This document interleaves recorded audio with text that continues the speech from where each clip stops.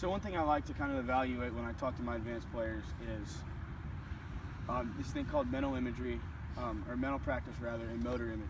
Now, I'm going to ask you a few questions, answer them as honestly as possible, and we're just going to kind of get into kind of how you go about a round and even practice. So, would you say that you rehearse things in your head, A, before you practice, and then B, before you play? It'd probably be a little bit more before I play, not as much as I'm practicing. I'm Okay. kind of just warming up, maybe working a few kinks out as I Okay. practice, nothing too much though. So you would say that before your round, you maybe take 20 or 30 seconds in your head and you're going through things you want to do on the golf course. Yes. Not necessarily forms of what you're doing on the golf course, but just a general outline of like, I'd like to make less bogeys today, that kind of thing? Yes. So one thing I want to introduce to you is a thing called mental practice and also motor imagery.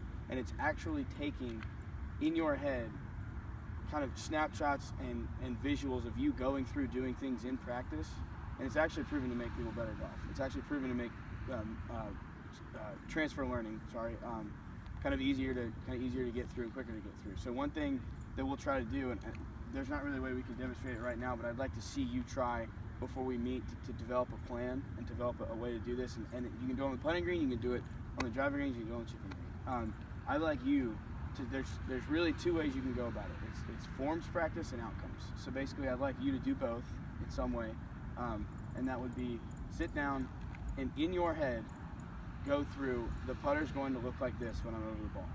The putter's going to look like that or whatever. The 8-iron's going to look like this when I go over the ball.